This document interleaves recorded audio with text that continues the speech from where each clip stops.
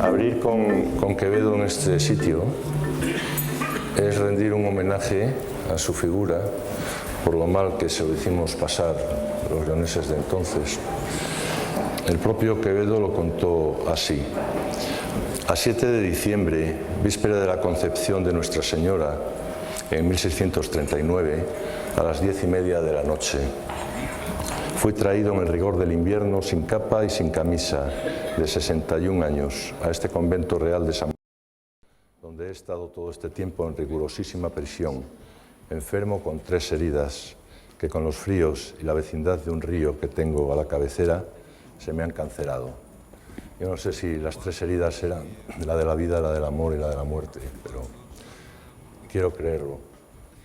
Cerrar podrá mis ojos la postrera sombra que me llevare el blanco día, y podrá desatar esta alma mía ora a su afán ansioso lisonjera. Mas no des otra parte en la ribera, dejará la memoria en donde ardía. Nadar sabe mi llama la agua fría, y perder el respeto a ley severa. Alma, a quien todo un dios prisión ha sido, venas que humor a tanto fuego han dado, médulas que han gloriosamente ardido, su cuerpo dejará, no su cuidado. Serán ceniza, mas tendrá sentido, polvo serán, mas polvo enamorado. 300 años después, San Marcos fue también campo de concentración de prisioneros republicanos durante la Guerra Civil. Entre los muchos prisioneros que hubo y que se libraron del paseo y del fusilamiento, se encontraba Victoriano Kremer, un escritor leonés, y una placa recuerda estos acontecimientos en el claustro, en la parte posterior del claustro donde tomamos el café. Además, entonces siendo niño, uno de los muchos célebres escritores leoneses que recibió el premio Cervantes hace unos años, el poeta Antonio Gamoneda, escribió sobre lo que recordaba él de su infancia acerca de esto. Pasando el río, en León tenemos un barrio popular que se llama el barrio del Crucero, y precisamente en ese cruce a la izquierda se inicia la calle Dr. Fleming. En el número 6 de esa calle hay una placa que recuerda el poema que nuestra querida Aeda Elena va a leer ahora.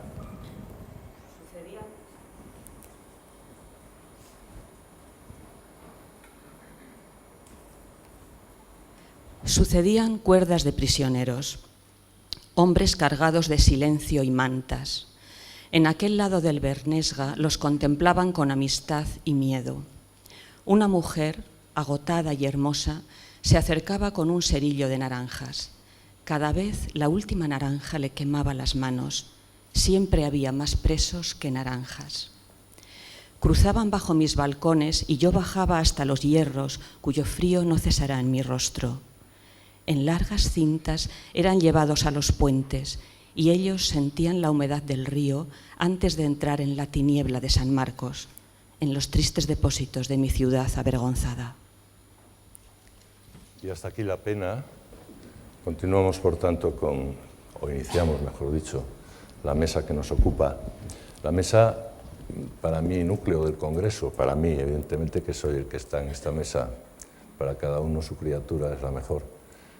Y es lo que da sentido y lema al Congreso, el arte y la bioética. El arte que podemos definir como una actividad productiva, pero con una finalidad artística, tal como estamos tratando en esta mañana el concepto arte, palabra polisémica, que en griego era tekné, por tanto técnica.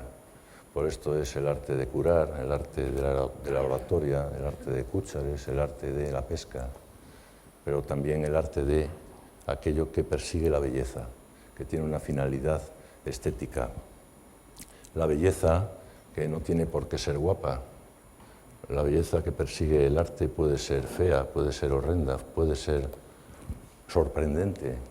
Es un concepto de belleza diferente. El grito de Munch. Y cómo en la pintura figurativa, la abstracta tiene su terreno de estudio también, pero en la pintura figurativa estos temas tristes, feos, son bellos y tratan asuntos como la muerte, como la enfermedad. Esto es la búsqueda de la belleza. Y la segunda característica de esta actividad creativa, que tiene una finalidad estética, es la de comunicar. El arte como instrumento de comunicación entre seres humanos, que comunica ideas, que comunica pensamientos, pero que también y sobre todo transmite, comunica sentimientos y genera emociones en el espectador. El arte como recurso informativo en su momento de las noticias que ocurrían.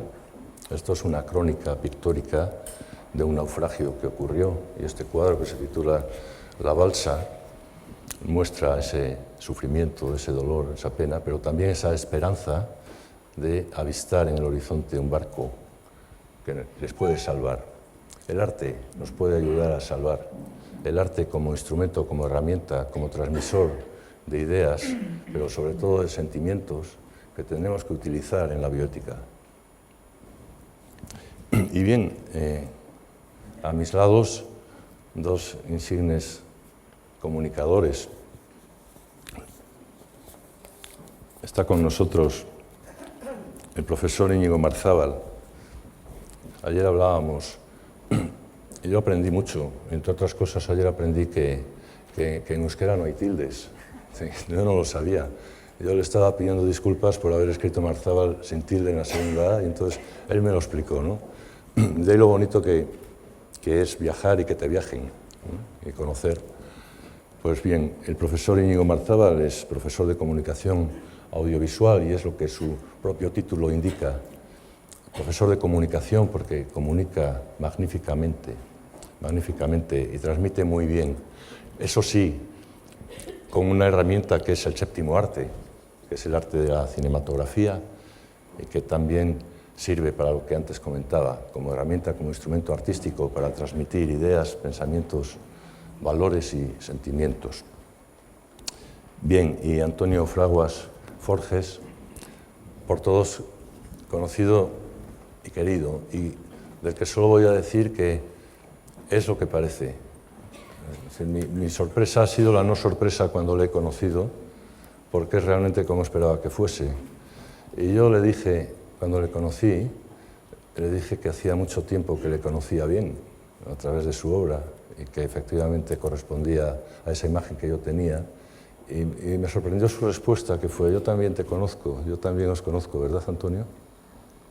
Efectivamente, sí, porque lo que hago yo, lo que hacemos nosotros los humoristas gráficos, en general los humoristas y todos los artistas también, es una cosa que si no está la otra persona en el otro lado, no hacemos nada, ¿no?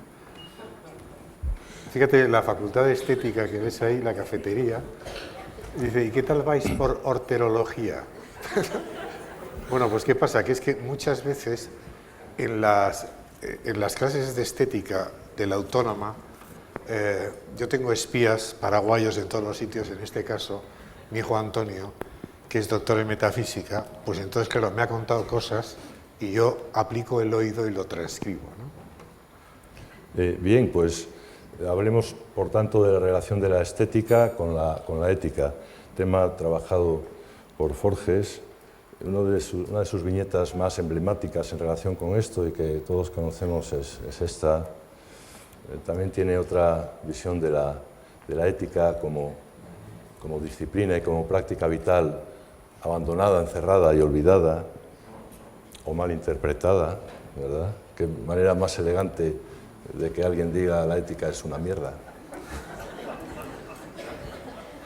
Porque el arte se percibe con los sentidos, con los 5 sentidos, por eso también hay un arte gastronómico, culinario, ¿verdad?, que afecta al gusto, al olfato, y yo como otorrino tengo que defender, además de como otorrino tengo que defender la palabra y el oído. Cuidado que mi especialidad tiene sentidos importantes en relación con la comunicación y con la bioética y con el arte, porque muchas veces me dicen: ¿qué hace un otorrino en la bioética? Bueno, pues lo mismo que los demás, o más, porque precisamente yo trabajo con estos instrumentos, con las cuerdas vocales de Amancio Prada, trabajo yo, no con las suyas, pero sí con las de otros, con las ondas sonoras que aquí circulan y con vuestra cóclea, martillo, yunque, estribo, etc. Por tanto, la relación de la estética con la ética, que me estaba yendo un poquito por las ramas, y me gustaría que Forges nos comentase y en cierto modo nos justificase la siguiente viñeta, porque se puede leer de varias maneras. En la sala hay catedráticos de ética y profesores de ética muchos, entonces esta viñeta tiene mucho encanto, pero a ver cómo se lee. Bueno, vamos a ver, yo es que lo primero de todo, por estas que son cruces, que yo no sé qué es lo que se iba a sacar aquí, o sea que es todo sobre la marcha. Cierto, bien. Cierto. Bueno, pues yo creo que muchas veces vosotros, los catedráticos y catedráticas, que vais por la calle a veces, deberíais adoptar esta postura porque es bochornoso, ¿no? Pero es bochornoso además a todos los niveles. El humor, una de las ventajas que tiene es que te preserva o te coloca en una posición para poder observar las mayores barbaridades desde una manera, digamos, con una cierta distancia, ¿no? Porque es curioso, porque te metes dentro de cabeza con el humor, pero estás en una distancia corta, por decirlo así, pero distancia. ¿Qué es lo que pasa? Que muchas veces las palabras de las personas dirigentes en la sociedad llevan en sí mismas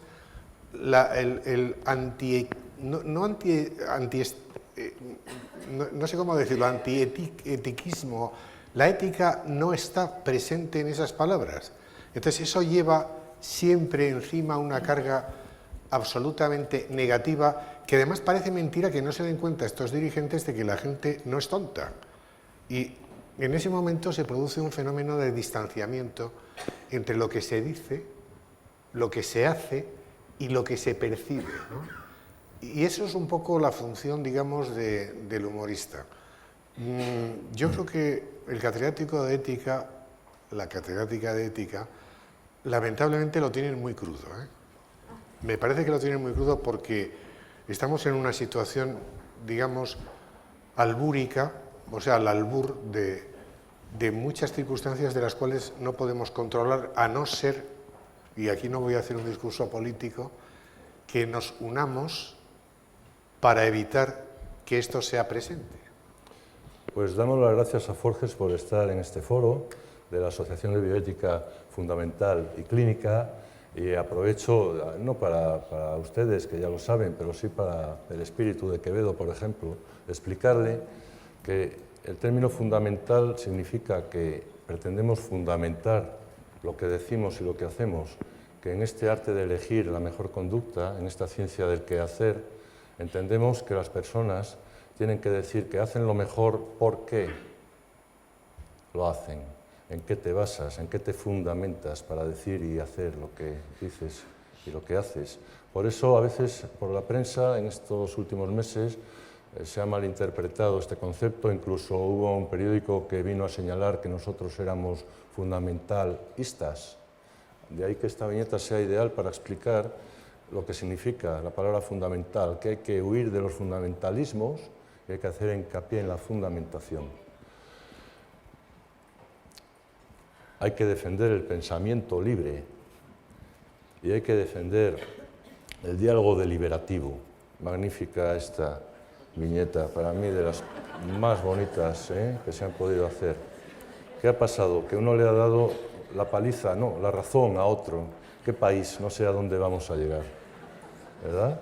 Que la gente entienda que es muy inteligente y muy elegante dar la razón al que la tiene y tener la humildad intelectual y ética necesaria para admitir que el otro tiene razón cuando creemos que la tiene, dejarnos convencer por sus argumentos y cambiar nuestra fundamentación. ¿Por qué no vamos a cambiar de opiniones, como decía ayer el profesor Tarodo, de opiniones o de ideas o de convicciones? ¿Por qué nuestra conciencia no va a evolucionar si de hecho lo hace a lo largo de la vida?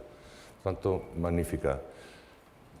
El arte y el compromiso del artista con la sociedad que le toca vivir, que se puede hacer arte de muchas maneras, y el elegir un arte que defienda los principios, los grandes principios de libertad, de justicia, de igualdad, es el arte que nos debe de gustar a nosotros desde la asociación. El compromiso con la libertad, el compromiso con la justicia, el que no nos olvidemos de Haití, que no nos olvidemos de aquí. Eso es hacer arte con ética, aplicar la estética a la ética y utilizar el arte como herramienta para otros, también genéricos. Yo iba a decir chistes, no son chistes, son viñetas, son humorísticas, unas más que otras, algunas hay que leerlas con cierta seriedad y casi reclinarse ante lo que dicen. El norte limita al sur con el Gólgota de la injusticia. ¡Qué cruz!, dice Blasillo. Pero también el compromiso con las cosas de ahora, con no ya solo los grandes principios, sino aplicados a este mundo gris y este tiempo difícil que nos toca vivir. Voy a bajar la basura. ¿Por qué la bolsa es hoy tan grande? La raspa de las sardinas. Y la crisis que no solo es económica, pero también y casi fundamentalmente económica, hay que tratarla. La educación en valores. Qué bestias, no mires, Borja Luis. Contra la pobreza, rebélate. Os he dicho una selección, había muchos más, ¿verdad? Yo he tenido el privilegio de, se lo decía a Forges, de revisar miles de chistes suyos estos meses, este año, y me ha costado seleccionar en tan poco espacio de tiempo, pero creo que son muy significativos de lo que queremos Pero decir. es que hay una cosa que es muy importante que a mí me gustaría hacer constar. Vamos a ver, todo artista es simplemente un transmisor, es un transmisor. Hay una especie como de nube que tenemos toda la humanidad encima, donde está metida, digamos, los conceptos de la sonrisa, de la belleza, de la magnanimidad, de la cultura, etc. Las personas especialistas en cada una de estas disciplinas tienen una facultad que es simplemente aprender un trocito de esa nube, de la parte que le corresponde, bajarla al resto de la gente y decir, oye, mirad esto. Mucha gente se cree que nosotros nos lo inventamos, es mentira. Y la prueba de que es mentira es que si un artista hace una obra, ¿vale?, y una persona ve la obra, y siente dentro algo, automáticamente ese artista lo que ha hecho ha sido transmitir ese acervo colectivo de la humanidad a través de esa obra suya a una persona en ese momento. Y si no existe la otra persona al otro lado, el arte no existe. Nos imaginamos si, por ejemplo, Murillo, porque es un pintor muy conocido, ¿no?, hubiera hecho toda su obra secreta y estuviera guardada toda la obra de Murillo en un convento bajo 254 llaves, que nadie hubiera visto nada más que él, porque es uno de los... El primer receptor de esa obra es el propio artista. O sea, hay que quitar de encima, digamos, la palabra artista en el concepto de jo como crea, ¿vale? Porque no es así, es jo como baja. Cómo baja de la nube colectiva del acervo popular, cultural, etcétera, de todos los seres humanos. Por eso, a veces, hay una especificidad en el arte cuando se hace en una cultura o en otra cultura. Por ejemplo, en África hay una tribu en el centro de África que, si tú te presentas con las manos en alto, te rehuyen y salen corriendo o te golpean, porque en su idioma quiere decir, te voy a dar tortas con esta y con esta. Son cosas, claro, que cambian los conceptos y entonces está ahí donde hay que saber manejar y funcionar. Nosotros, en nuestra cultura, funcionamos en la base de la cultura griega en todos los conceptos artísticos. Luego, reformada por los romanos, nosotros tenemos mucha influencia, mucha más de la que nos creemos, árabe. Pensemos que en estos momentos en los sótanos de la Biblioteca Nacional hay 2.500.000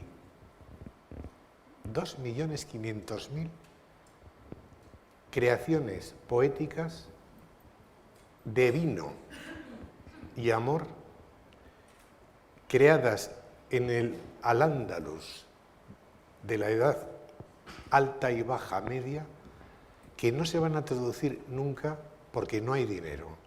2.500.000. Cuando hay 2.500.000 guardados, quiere decir que había muchísimos más. O sea, podríamos decir que la península ibérica estaba inundada de la cultura musulmana. Porque si era eso de amor y vino, por mucho follón y amantes del, con perdón, cachondeo que seamos, tiene que haber otras cosas más importantes. De la misma manera que ellos rescataron todo el pensamiento de los griegos, pues ahí está el problema. Simplemente somos, digamos, lo que han sido los ancestros, ¿no? Esto que hemos recibido y la intersubjetividad, como ayer hablaba de la cortina, que el arte la requiere, ¿no? Es imprescindible. Íñigo, tienes la palabra. Se me oye, ¿verdad? Pues muchas gracias a vosotros, vosotras, por vuestra presencia, y a Antonio por invitarme a la parte, yo creo, a la parte lúdica del congreso, de un congreso con tanta enjundia. A mí nos toca amenizar esta parte. Creo que la primera opción había sido Juan Tamariz, pero por problemas de agenda no ha podido ser. Y aquí estoy yo para hacer lo posible. Creo que no voy a ser ni tan divertido como Tamariz, ni tan divertido como... No era Tamariz. Os diré que no era Tamariz, era otra persona, pero no voy a decir que no era Tamariz. Bueno, pues cuando se me invitó a reflexionar sobre arte y ética, pensando en estos conceptos y en las derivadas de estos conceptos y la posibilidad de combinarlos a través de conjunciones y de preposiciones, pues me salían múltiples combinaciones y me he decantado por las cuatro que tenéis ahí. El artista y la ética y la obra, la bioética en el arte y el arte de la bioética. En esta primera intervención mía me centraré en las dos primeras, de tal manera que se puede decir que puedo hacer una especie de doble viaje de ida y vuelta de lo general a lo particular, para elevarme otra vez de lo particular a lo general.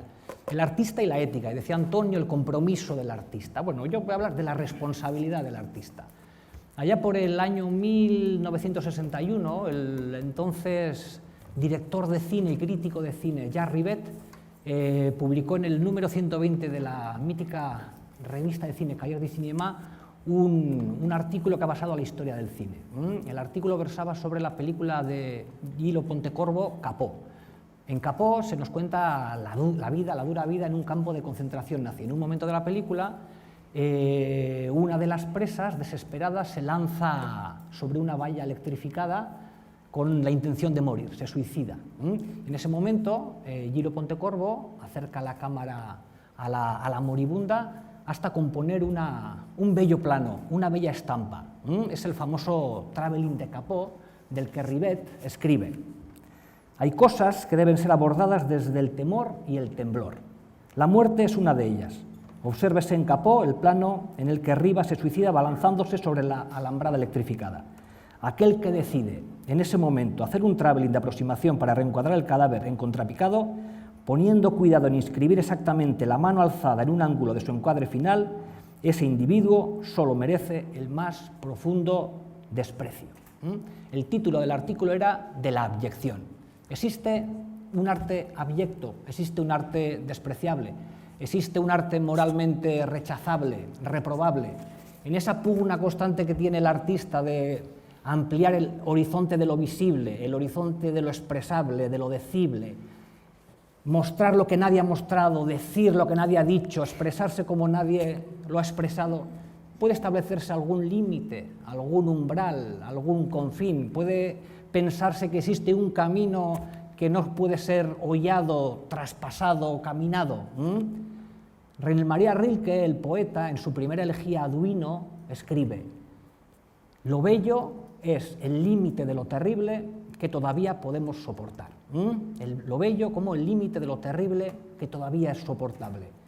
Pueden pensarse alguna situación tan terrible como la muerte de un hijo, puede pensarse un dolor tan insoportable, un sinsentido tan atroz, nos resulta tan escandaloso pensar que un progenitor va a vivir más que su hijo, tan inconcebible, tan antinatural, que en el castellano no existe, que yo sepa, en el castellano, en otros idiomas no lo sé, no existe una palabra para determinar, para nombrar a quien pierde a un hijo.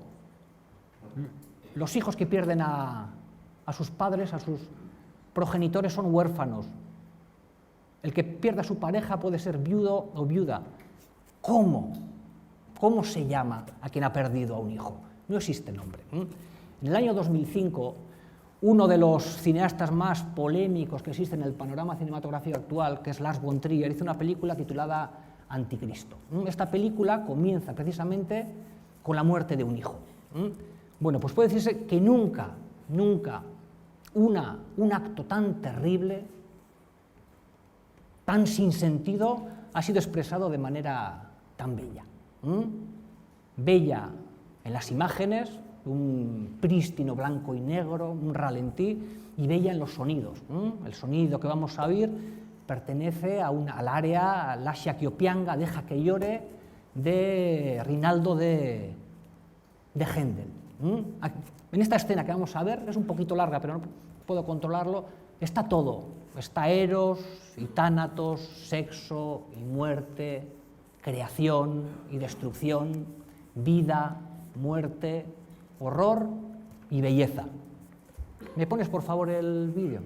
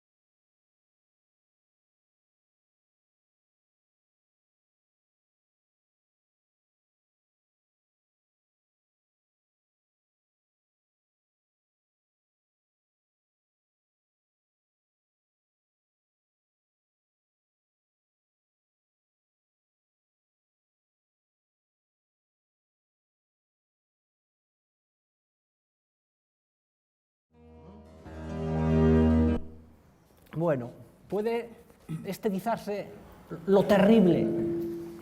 Parece que sí.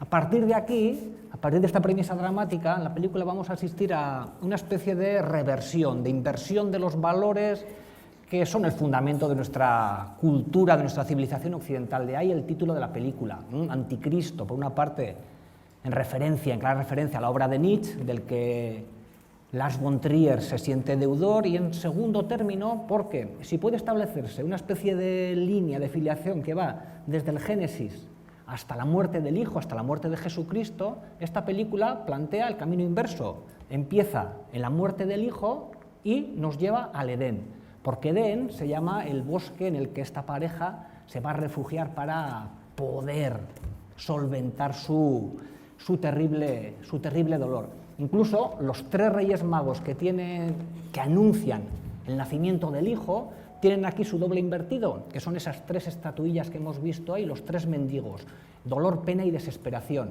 cuya conjunción no anuncian el nacimiento, sino precisamente la muerte de un inocente.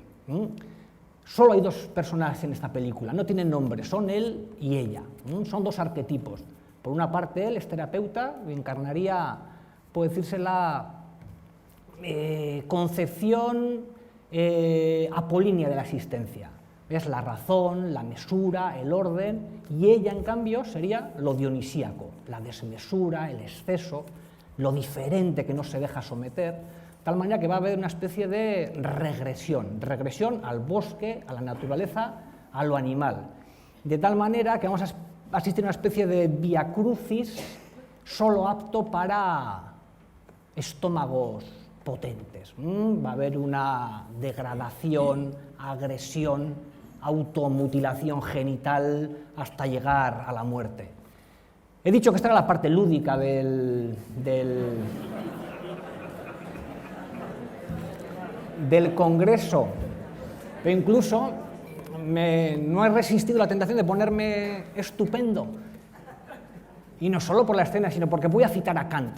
Kant, además de las consabidas críticas a la razón pura y a la razón práctica, escribió también la crítica del juicio. La crítica del juicio, en su primera parte, es la crítica del juicio estético. Entre muchas consideraciones, hay una que me gustaría retener. Para Kant, lo feo no es lo que se opone a lo bello. Incluso de lo feo puede derivar una verdadera experiencia estética. La fractura del juicio estético, el límite de lo bello es lo asqueroso, lo que repugna, lo que produce asco. En 1999, una artista llamada Tracey Emin llegó a la final de los prestigiosos premios Turner de arte, con su obra Bed, cama. La obra consistía en la exposición de la cama en la que ella había vivido durante varias semanas. En esa cama comió, bebió, fumó, menstruó, copuló, de tal manera que lo que vamos a asistir es un revoltijo de ropas de cama con restos de comida, de bebida, colillas, sangre, semen y demás fluidos corporales.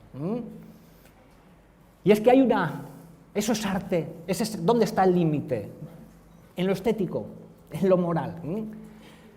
Hace bien poco un polémico historiador de arte que fue director del Museo Picasso de París publicó De Inmundo para referirse a este arte que, bajo la advocación del arte por el arte como una esfera autónoma totalmente desvinculado de la verdad, de los valores, de la vida en sociedad, considera que puede hacer lo que quiera. Y es de lo inmundo, el arte de lo inorgánico, de lo orgánico, de lo viscoso, de lo informe.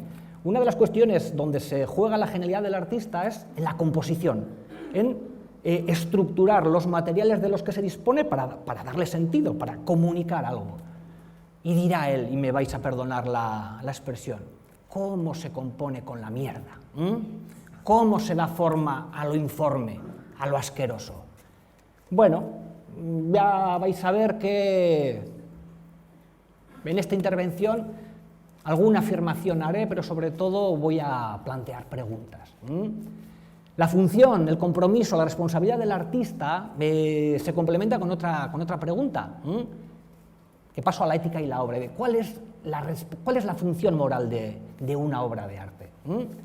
Se trata de proponer modelos de vida buenos, ejemplares, excelentes, edificantes. Se trata de señalarnos el buen camino, el camino recto, el camino exacto. Bueno, eso sería así si solo existiera una concepción del bien y de lo bueno, pero en esta babel de lenguas en la que estamos, en la que cada uno hablamos nuestro propio idioma, nuestro propio lenguaje, tenemos nuestra propia concepción del bien y de lo bueno, pues parece que no es el camino más exacto. Si no, sería muy fácil, la enseñanza consistiría en adoctrinar al educando. Entonces, ¿cuál es la función del arte? Milan Kundera, en un ensayito titulado El arte de la novela, lo dice de manera clara y precisa. Él habla de la novela, dice: la única función moral que cabe pedir a la novela, al cine, al arte en general, es la capacidad de que el que lo lee, el que lo ve, escucha, el espectador, en este caso, sea capaz de percibir aspectos, facetas de la vida humana que hasta entonces le habían pasado desapercibidos. Es una cuestión de descubrimiento, es una cuestión de transformación, de desvelamiento, es una cuestión de desocultamiento. Una especie de fugaz luz en esa oscuridad perenne que es la vida. El lema de este congreso es el arte de decidir en tiempos sombríos, que está tomado de una poesía de Bertolt Brecht. Bueno, pues Hannah Arendt, en un libro que no es muy conocido, retoma este concepto de tiempos oscuros, tiempos sombríos. El hombre en los tiempos oscuros. Y en el prefacio de ese libro dice ella: aunque en los tiempos más oscuros tenemos derecho a esperar, aún en los tiempos más oscuros tenemos derecho a esperar cierta iluminación, que puede provenir menos de las teorías y de los conceptos que de la luz incierta, titilante y a menudo débil que algunos hombres y mujeres reflejan en sus trabajos y sus vidas bajo casi cualquier circunstancia. Y en las semblanzas que recoge en ese libro, fundamentalmente va a recoger semblanzas de literatos, de narradores, de Karen Blixen, de Hermann Broch, incluso del propio Bertolt Brecht. Hannah Arendt va a escribir también sobre Kafka, incluso cuando habla de Efraín Lessing, se va a referir más a unos relatos que escribió Lessing que a su imponente obra teórica. Por lo tanto, las narraciones como proveedoras de una cierta iluminación mejor incluso que algunas teorías. Vuelve a hablarse hoy en día otra vez de Hannah Arendt, se ha puesto de moda, probablemente por la película de Margarita von Trotta, y hablar de Hannah Arendt es hablar de la banalidad del mal, no como algo en lo que incurren seres extraordinarios, sino algo que puede acontecer a cualquiera que deje de pensar, que reniegue de esa capacidad humana que es el pensamiento, que obedezca ciegamente, que acate lo que los demás le dicen sin pararse a reflexionar, sin ponerse a reflexionar sobre los fundamentos y las consecuencias de su actuar. Para Arendt, Eichmann reflejaba, encarnaba esa figura del no pensante, de la obediencia ciega. De alguna manera, ella lo que pretende es evacuar, negar, quitar la palabra obediencia del discurso moral. No se trata de obedecer, sino se trata de responsabilizarse. No obediencia, sino responsabilidad. En términos de desarrollo moral sería pasar de la heteronomía a la autonomía. En el año 2006 se obtuvo el Oscar a la mejor película en habla no inglesa, se dice ahora, La vida de los otros, del director de cine alemán con un nombre endiablado que es Florian Helgen von Dommismarck o algo así, ¿verdad? Bueno, en ella es una película que se desarrolla en la República Democrática de Alemania, un régimen totalitario. El año es 1984, en clara referencia a la distopía de George Orwell del mismo nombre. Aquí también tenemos un gran hermano que todo lo ve, que todo lo escucha, que todo lo sabe. Se calcula que en aquella época trabajaban para la Stasi en torno a 300.000 alemanes, es decir, uno de cada cinco trabajaba directa o indirectamente para la Stasi. La historia se va a centrar en dos personajes principales, en Weisler, el oficial de la Stasi, el vigilante, y en Dreymann, el dramaturgo, el artista, el vigilado. Pese a las evidentes diferencias entre ambos personajes, es evidente también, y a ello se dedica el relato, la existencia de claras similitudes. De hecho, son los dos únicos personajes en toda la película que creen en las bondades del régimen socialista, en un principio por lo menos. De tal manera que vamos a ver una especie de confluencia entre esos dos personajes, o mejor todavía, uno de ellos va a confluir con el otro. Uno de ellos, el vigilante, va a ver en el vigilado algo que antes no había percibido en él, va a reencontrarse con él, va a reconocerse en él. Sí. Lo interesante de todo esto es el papel que el director concede al arte en ese proceso de transformación, porque vamos a pasar de una especie de vigilar y castigar a encubrir y ayudar. Vamos a pasar de la obediencia a la responsabilidad, vamos a pasar de la heteronomía a la autonomía, y el arte, según el director, juega un papel fundamental en ello. Vamos a ver la escena.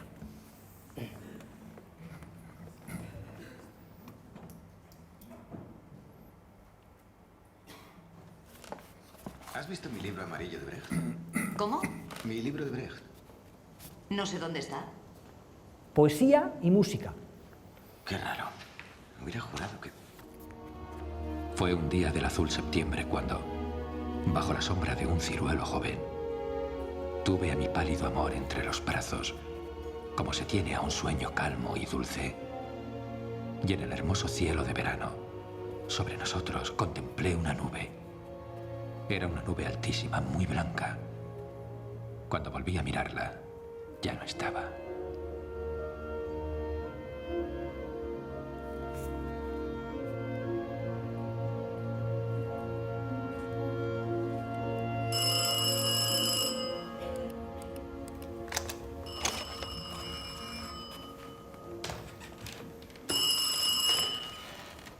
¿Sí? Georg, soy Van. ¿Qué pasa? Georg, se trata de Jerska. Ha muerto, se ahorcó anoche.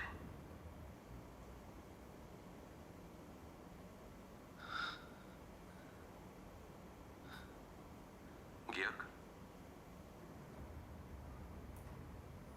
Voy a colgar.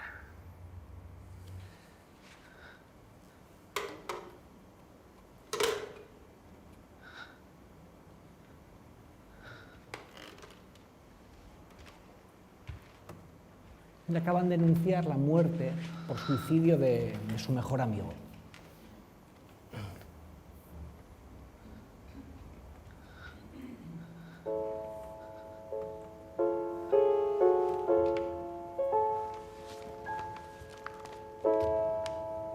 Y ahora del hasta ahora rostro impasible del burócrata del mal, vamos a ver una lágrima que surca su rostro. Se ha transformado, ha visto algo en él, ha empatizado con el vigilado.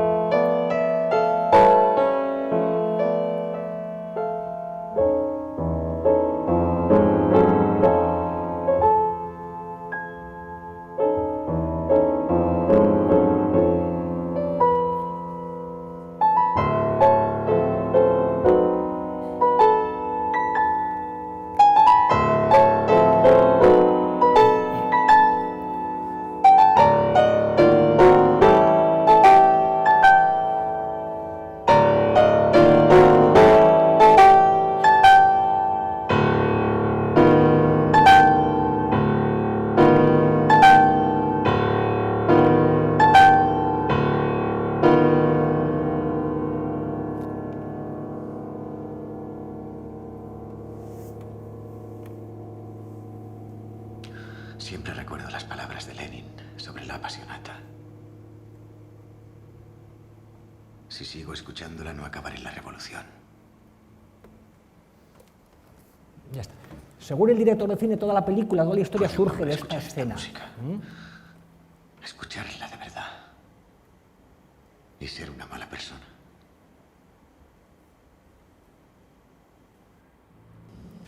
Me llamo Mirica y soy el neurocirujano de Digo, Tom. que surge Le de explicaré qué tiene. esta escena.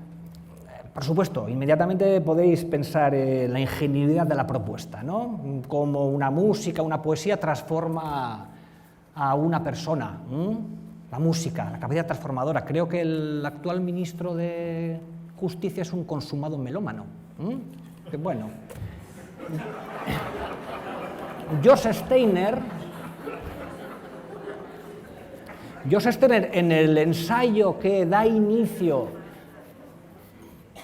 a su libro Lenguaje y Silencio, que se titula La cultura y lo humano, de alguna manera establece Auschwitz como una fractura en la concepción que debemos tener de la llamada cultura humanística. A partir de Auschwitz, la concepción, la percepción, el pensamiento que tenemos entre cultura, alta cultura y humanidad ha cambiado. Steiner viene a decir, los mismos que por la noche leían a Goethe y eran capaces de tocar una sonata de Bach, acudían presurosamente por las mañanas a Auschwitz a realizar su trabajo de manera rigurosa y eficaz. Tiene razón, pero bueno, que la gran historia, la historia con mayúsculas, no nos chafe la pequeña historia, la historia con minúsculas, porque siendo verdad lo que dice Steiner, también es verdad que hay determinadas manifestaciones artísticas, determinados cuadros, pinturas, esculturas, arquitecturas, novelas, incluso películas, que nos comprometen, que de alguna manera nos transforman, que son capaces de que cambiemos nuestro punto de vista o que lo ampliemos. Yo creo que esa es esa capacidad transformadora de hacernos percibir cosas de los demás que hasta entonces no habíamos percibido, creo que es la única función moral que puede exigírsele al arte. Magnífico, Íñigo. El arte, la pintura en particular, como instrumento de comunicación, de transmisión, de conocimiento, y que tiene mucho que transmitir en las ciencias de la vida, en los hechos biológicos, pero también en otros aspectos como los que tienen que ver con la relación clínica. Cuántas, tantas y tantas son las obras que nos ayudan a comprender y a explicar lo que es la bioética clínica.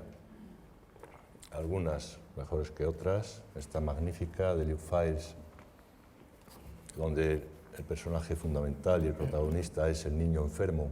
Liu Files, el pintor, había perdido un hijo pocos años antes, en lo que antes hacía referencia a Íñigo, en ese sufrimiento, en ese dolor, y con este conocimiento propio, con esa experiencia biográfica, había sabido transmitir a través de su lienzo y de su arte lo que sintió.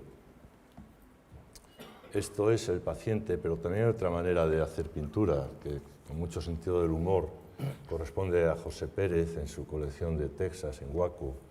Aquí un Gulliver, que es el paciente, se presenta como una máquina biológica averiada y el recambio del órgano, ese trasplante, se presenta como si fuera un motor averiado. El corazón es un simpático, sin duda, y que no tiene nada que ver con el enfermo que nosotros debemos de tener presente en nuestro quehacer diario, o como el propio Leonardo, cuando hacía sus magníficos dibujos anatómicos, a veces se le escapaba, voy a decir, dibujar la expresión de sufrimiento del anciano, en este caso, y el brazo que por detrás le sostiene y le ayuda, lo que tiene que ver con el compromiso del artista también en este campo de Goya, con el albañil herido y en su versión jocosa, en un cartón más pequeño, del albañil borracho. Esto también tiene su aquello. Pero sobre todo este cuadro de Goya, que dedica a su médico, a su amigo, el doctor Arrieta, y él se autorretrata sufriendo lo que posiblemente sería un episodio de edema pulmonar, cómo se sujeta firmemente a la sábana, cómo estira el cuello en esa actitud disneica, cómo su coloración azulada apuntan al diagnóstico. El arte, la obra pictórica como medio de transmisión de conocimiento. Este es el valor que tiene, pero también tiene un valor artístico indiscutible, estético, es un Goya. También tiene un valor económico, pero como se nos dirá en otro momento del Congreso, solo el necio confunde valor y precio. Tenemos que ir al valor ético, sobre todo, que sostiene esta obra, que es el de aquel que ayuda a su amigo enfermo, en esa relación de amistad que apuntara muchos años después Laín Entralgo, el amigo Arrieta, y por eso Goya, autógrafamente, dice: Goya agradecido a su amigo Arrieta por el acierto y esmero con que le salvó la vida en su aguda y peligrosa enfermedad, padecida a fines del año 1819 a los 73 años de su edad. Lo pintó en 1820. Pero hay otros ejemplos de otros pintores también españoles como Joaquín Sorolla, y luego dicen que el pescado es caro. Joaquín Sorolla es un artista que plasma muy bien aquello que tiene que ver con la compasión en el sufrimiento. En esta obra titulada Triste herencia se manifiesta muy bien el cuidado de los que son a la vez valiosos y vulnerables, como los hermanos de San Juan de Dios ayudan a bañarse a los niños en la playa de la Malvarrosa. También otra manera de entender la compasión, que no es con el sufrimiento, sino con la alegría. Esta es la obra triste, esto es la imagen de la compasión con el sufrimiento, pero esta es la imagen del espectador que se compadece, que comparte también el sentimiento de alegría de estos dos niños. Y por eso Adela Cortina, cuando tuvo que elegir la portada de su magnífico libro Ética de la Ración Cordial, en su epílogo escribe lo que yo acabo de decir, como elige la compasión con la alegría, porque los seres humanos somos más propensos a compadecer el sufrimiento. Bien, la ética de la razón cordial, del corazón y la razón. Y en esta viñeta, como el médico que tantas veces Forges utiliza como instrumento, ¿no?, para transmitir este tipo de cosas, dice: ¿es grave, doctor? Dice el paciente. Grave no, más bien preocupante, porque no tiene absolutamente nada. Pero como también tiene su contraimagen, o su imagen complementaria en esta otra viñeta, donde dice: seguro que no tengo nada en el corazón, la razón cordial, nada de nada, señor neoliberales. Bueno, yo quería hacer alguna precisión a este respecto, porque mucha gente me pregunta por qué teóricamente, según lo que dicen ellos mismos, reflejo también el mundillo de la sanidad en general, ¿no? Yo siempre digo lo de siempre. Nosotros en este momento vivos somos 68 de familia. Estadísticamente siempre están 4, entre comillas, de baja. Entonces, simplemente entras en un hospital y automáticamente empiezas a ver que es el mismo mundo que acaece en la arquitectura, el mismo mundo que acaece en la prensa, es el mismo mundo, pero cambian los personajes. Otras veces te encuentras con cosas curiosas, como un dibujo que hice, que era un médico con evidentes signos de etilismo agudo que le estaba diciendo al enfermo: relájese y sin histerismos. ¿Vale?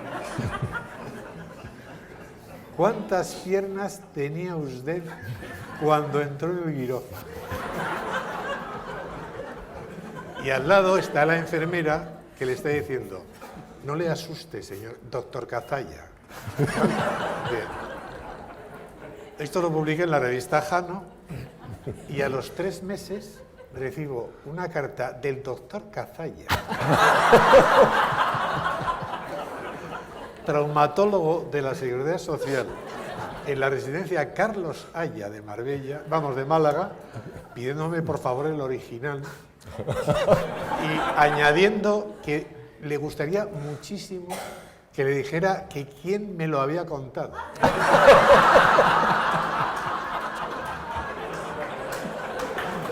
Bueno, eso... No. Eso es para el doctor Cazalla, que tuvo el suficiente sentido del humor. Pero ahora os voy a contar una cosa que es que también me ha pasado dentro del mundo sanitario, ¿no? Un hospital muy famoso en Barcelona, que no voy a decir el nombre, pero empieza por Bel y acaba por... y acaba por Vichy. Bueno, allí hay unos cursos que se suelen hacer a todos los equipos de paliativos, tanto médicos como enfermeras y tal y cual, hasta farmacéuticos, técnicos de los aparatos y tal, de humorterapia. Vale. La gente, ya sabéis que la gente de paliativos está siempre atacada totalmente porque sufren. Bueno, el hecho es que hacemos una cosa de humorterapia allí y un año estábamos esperando a que acabara la lección magistral que cerraba el ciclo y luego acababa yo, entraba yo, hacía un numerillo allí y tal y se acababa la cosa. Y estábamos en la puerta externa al salón de actos, ¿no? Y era un pasillo muy grande, me acuerdo, grandísimo. Estaba el director, estaba el de Relaciones Públicas y el periodista y un servidor. Y de repente viene por una esquina del pasillo y cruza a toda velocidad un señor vestido con el pijama de enfermo, ¿no? O sea, con la bata por detrás y todo esto, y pasa. Y según pasa, dice adiós, y dicen adiós Fernández, adiós, adiós, y sigue el tío de naja, se va. Nunca mejor dicho. Y entonces, al rato, seguimos hablando y tal y cual, yo me quedé ahí, porque parecía como que era una cosa natural. Y al rato aparece gente vestidos quirofánicamente, ¿vale? El doctor Cazalla. No, que va mucho más cachondo. Dicen, oye, sí, Fernández ha pasado para allá. Y se van. Y digo, estos que me han hecho a mí un número aquí, pues, ¿van? Y le pregunto, ¿pero qué es lo que pasa? Y dice, no pasa nada. Esto es normal, y se echan a reír. ¿Pero cómo que es normal? Dice, sí, este es Fernández, que es el jefe del equipo, y los de detrás son su equipo que le tienen que operar.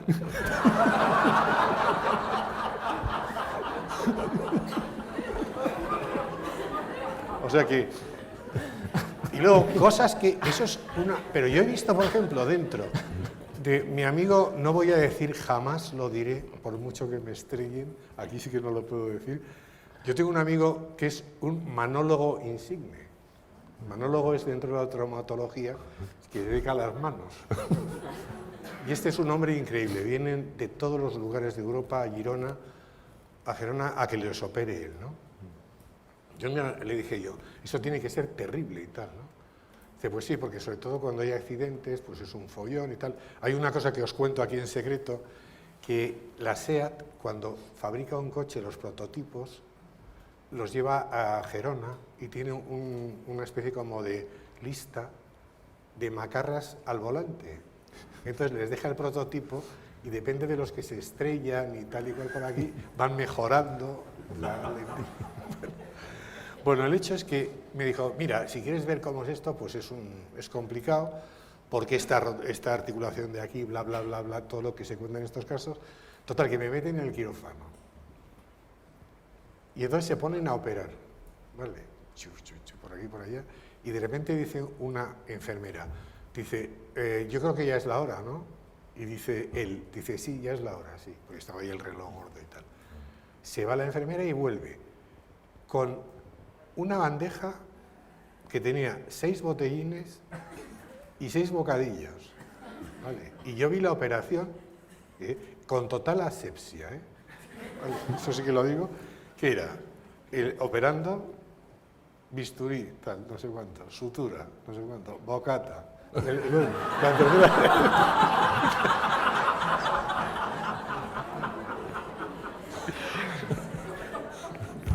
Yo decía, ¿pero esto lo hacéis habitualmente? Y dice, no, es que hoy es que tenemos muchísimo follón y no podemos comer y entonces no podemos parar y hay que hacerlo así. Os quiero decir que la vida interna de la medicina es prácticamente igual que la vida interna de muchísimas profesiones, pero con una diferencia. Que aquí se juega, o sea, el partido es entre la vida y la muerte, o entre la salud y la enfermedad. Simplemente yo creo que es un lugar común donde todos nos encontramos dentro, unos y otros. Hay anécdotas para parar un tren, a mí me han cardioversionado, o sea, me han parado el corazón, me lo he vuelto a arrancar y tal. Yo tenía que estar dormido, pero no estaba dormido, y yo hablaba con el equipo técnico que me estaba haciendo la cardioversión. Ahora vais a ver, porque estaba el profesor, tampoco voy a decir el nombre, con un equipo de MIRES o de chicos jóvenes que estaban estudiando o que estaban haciendo el MIR, y les decía, ahora le vamos a bajar las pulsaciones a tanto, y entonces ya ha perdido la conciencia, y yo decía, yo estoy oyendo. Y decía, haga el favor que los distrae.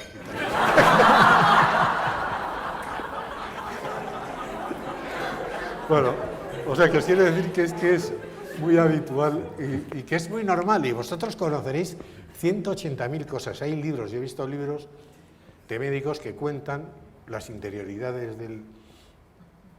de la sanidad desde el punto de vista humorístico, porque efectivamente el humor tiene mucho de defensa, tiene mucho de defensa. Y además hay una cosa muy curiosa, que el humor lo hablábamos antes. Vamos a ver, cuanto más estricta, gobernanta, es una ética, entre comillas, fundada en valores religiosos que no morales, automáticamente surge el humor de una manera sola. Ejemplo, la ética talmúdica, la ética de la Torá, la ética hebraica. Está ahí metida esa ética hebraica de tal manera y constriñe de tal manera que, curiosamente, nadie sabe aún por qué, pero parece que es una de las razones, el humor que todos conocemos como qué bueno es ese humor, es, curiosamente, el humor yiddish, que es la síntesis, por ejemplo, los hermanos Marx. Es una cosa espectacular. Concretamente, Groucho era una persona con una cabeza especial para colocarse en el límite exacto, y todo lo que ha hecho Groucho en su obra, todo, ha sido absolutamente bordear la transgresión de la ética de ellos. Os voy a leer algunas de las cosas que hizo él. Esto no es que parezca, pero es que a mí me parece que es muy importante porque nos está dando una idea de cómo funciona este sistema. Dice, por ejemplo, hay tantas cosas en la vida más importantes que el dinero, pero cuestan tanto. Dice, ¿a quién va usted a creer? ¿A mí o a sus propios ojos? Eso es precioso. ¿No es usted la señorita Smith, hija del banquero multimillonario Smith? ¿No? Ay, perdone, por un momento pensé que me había enamorado de usted. Fijaos siempre, pagar la cuenta, qué costumbre tan absurda. ¿Por qué debería preocuparme por la posteridad? ¿Qué ha hecho la posteridad por mí? ¿Que dónde estaba yo con esa mujer? Porque me recuerda a ti. De hecho, me recuerda a ti más que tú.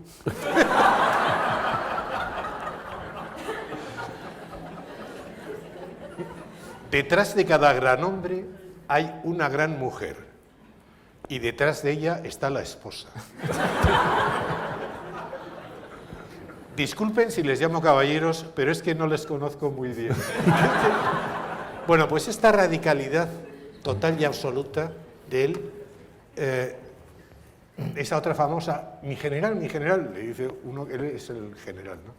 Groucho, y dice, mi general, que estamos disparando contra nuestra propia gente. Dice, tenga $1 y manténgame el secreto. O sea, fijaos que siempre es el bordeo de ese tinglao, digamos. Luego hay otras cosas que son muy importantes, que está la utilización del lenguaje, digamos, del lenguaje común y propio, a la hora de hacer el humor, ¿no? Y entonces nos encontramos con cosas curiosísimas que desvirtúan absolutamente con un poco, digamos, de investigación. Tú has dicho antes la palabra Edén. Fíjate que nuestra cultura está basada en gran parte de ella, las bases de nuestra cultura judeocristiana está basada en el Génesis, ¿no? Por ejemplo. Y resulta que se habla del jardín del Edén, ¿vale? Curiosamente es que Edén en hebreo quiere decir desierto. O sea, es todo lo contrario de cómo lo utilizamos. Pero ¿qué ha pasado? Que como se ha convertido ya en sinónimo de paraíso, polisémicamente, automáticamente nos encontramos con la situación de que ahí está. Entonces, hay una clase de humor inmerso dentro de las profesiones, dentro de los hechos profesionales, dentro de los colectivos, que solo pueden ser interpretados por las personas que son de esos colectivos, por esos miembros.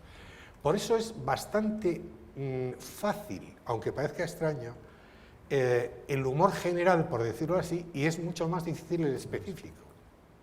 O sea, vosotros, los médicos, por ejemplo, me consta que tenéis un humor vuestro, y que hay cosas además que nunca diréis, como la famosa batalla entre los internistas y los mecánicos, ¿vale?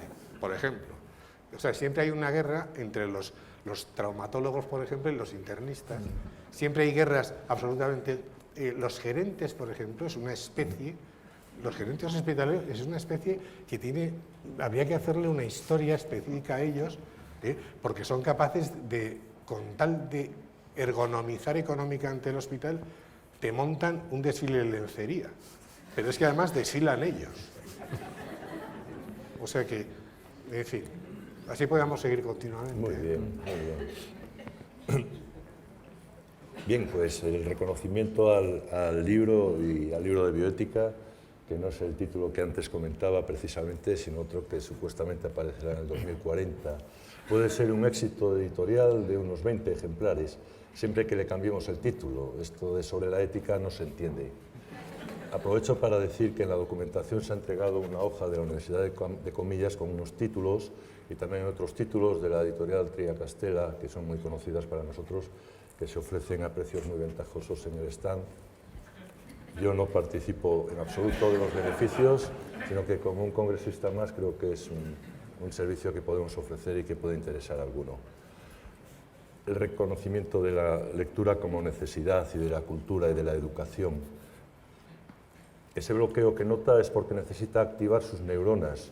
Durante 3 meses se va a leer un libro a la semana, grajeas o inyectable.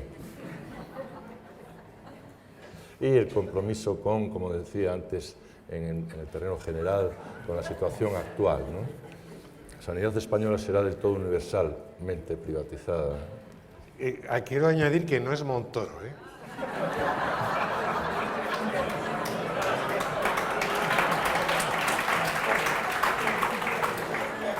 Pero también las críticas al sistema actual, al sistema público, a las fallas, los fallos que tiene, buenas, que venía a borrarme de la extraordinaria lista de espera, oído barra. Hay que mejorar sin duda la sanidad.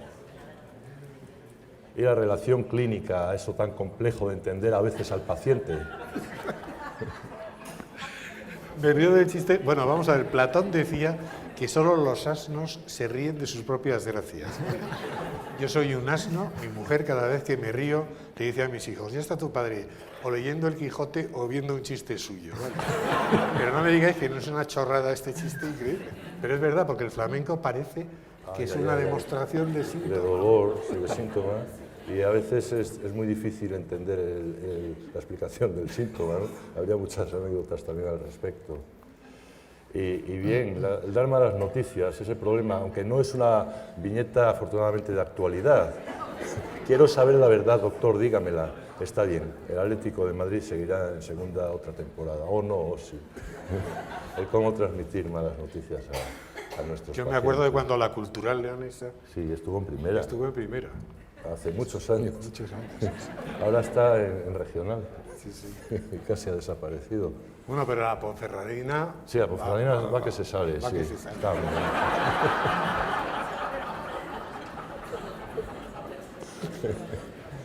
Bueno, si estuviera Amancio, pero bueno, está Lucía Pantoja y otros amigos también que viven y son del Bierzo y se alegran por esto, ¿no? Y bueno, la autorización del médico, del sanitario, una vez más, con tantas especialidades nuevas, no solo el manólogo, sino el cabriólogo y tantas que he traído una como ejemplo, y en estos tiempos sombríos dice a su paciente, vamos, exabrupte. Muy bien, pues hacemos el segundo bloque de Íñigo. Sí, Cortito, ¿verdad? Cortito, Por mejor. la hora aunque que es. sí advierto que como ha habido este pequeño problema inicial, vamos a jugar con el tiempo de colchón que hemos dejado los organizadores en el programa de media hora a lo largo de la mañana, y el café en lugar de a las 10 será a las 10 y cuarto, con media hora, y con todo terminaremos antes de, perdón, a las 11 y cuarto, efectivamente. No, Es que el tiempo se me ha pasado tan deprisa que creí que era todavía... Bien, Pero a ver si lo puedes puedo comprimir un poquito, aún mejor. Nos Adelante, ahorramos. sí. Bueno, pues sigo. Pasando a lo particular, a la bioética en el arte. Al cine le pasa como a Publio Terencio, que nada de lo humano le es ajeno. También aquellos problemas que atañen a la relación asistencial, a la relación clínica. El principio y el final de la vida, la investigación médica, la propia relación asistencial. La pregunta es, ¿por qué narrar? ¿Por qué este tipo de cuestiones, de problemas, hay que narrarlas? Y entre las múltiples consideraciones que se pueden hacer, pues me detengo en dos. ¿Por qué narrar? Bueno, pues por una parte porque una narración es una estructura de inteligibilidad. Es decir,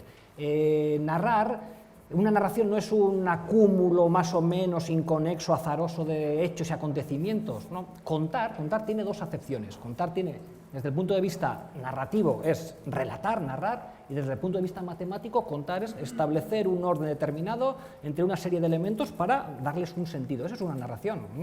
Y nosotros, para dar sentido a nuestra vida, a la realidad y a las fricciones que surgen de nuestra relación con la realidad, pues tendemos a narrativizarlo todo como una manera de darle sentido.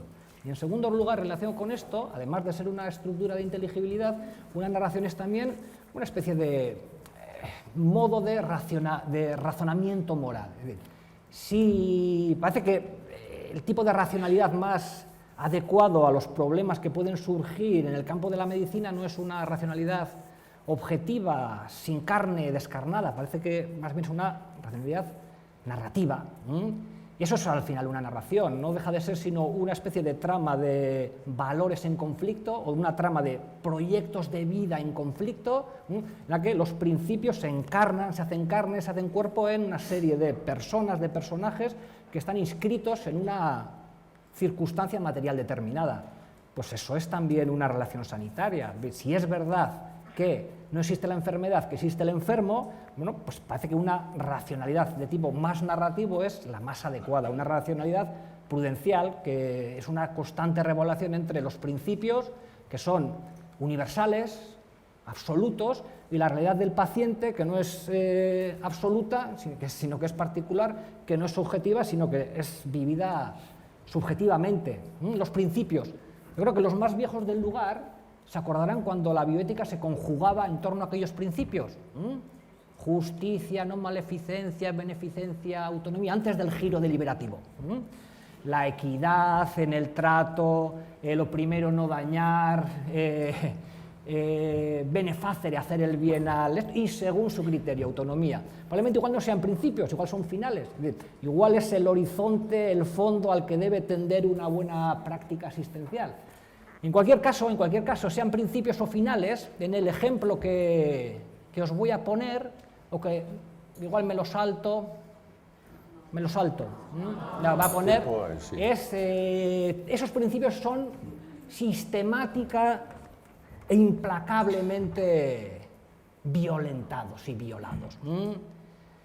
La película es La muerte del señor Lazarescu, una película rumana de Cristi Puiu, una película dantesca. El señor Lazarescu se llama Dante, es un verdadero descenso a los infiernos, es un tránsito de la muerte a la vida, es una inversión de la historia de Lázaro, que pasó de la muerte a la vida, y este pasará de la vida a la muerte, de ahí que su apellido sea Lazarescu. El señor Dante Lazarescu, 63 años, vive solo, rodeado de gatos. Su hija reside en Canadá y tiene una hermana en un pueblo cercano a Bucarest. Hace unos años fue operado de una hernia abdominal y de una úlcera abdominal, y es bebedor habitual. Lleva varios días con dolor de abdomen y dolor de cabeza, y una noche decide llamar a la ambulancia. Pues llega la ambulancia y en una noche pasará, no sé si por los 8 círculos hacia el infierno de Dante, pero pasará por 4 hospitales donde ni será atendido, será discriminado por su aspecto, por la falta de recursos, mala praxis, silenciado, no se le hará caso, en cualquier caso, como decía, un vía crucis y un descenso a los infiernos. Había elegido la escena del consentimiento informado. Es una película que dura 2 horas y media, pero que no tiene pérdida, que no tiene desperdicio, quería decir. En cualquier escena es tremenda, además está filmada de una manera muy peculiar, hay un feísmo formal, un caos formal, cámara en mano, movimientos abruptos, desenfoques, color desaturado, mucho grano, un feísmo y un caos formal que tiene que ver con el feísmo y el caos asistencial al que se va a enfrentar el pobre señor Lazarescu. Ponemos un poquito de ella.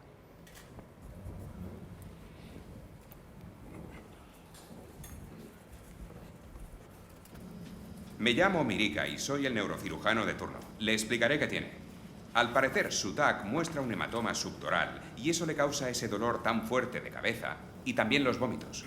La cabeza me duele por la úlcera. La cabeza le duele por el hematoma, no por la úlcera. Es algo normal. Pero los vómitos se los provoca el hígado. Me duele la cabeza y la barriga, mire. No, pare. Está bien, pero deje de moverse y no hable porque no le entiendo absolutamente nada. No está en coma, ni en estado letárgico. Solo está cansado, igual que yo, porque son las 3:30. ¿Tiene algún pariente? Tengo una úlcera. Tiene una hermana, ya te lo he dicho. Tenéis que operarle, tiene disartria. Me lo ha dicho el doctor Breslasu del hospital universitario. Dice que también tiene parálisis en la parte derecha. Increíble, ¿verdad? Pensaba que la doctora estaba exagerando, pero no nos respetas nada. Solo he dicho que hay que darse prisa. Llevamos en la carretera desde las 10 de la noche. Deja de repetir eso.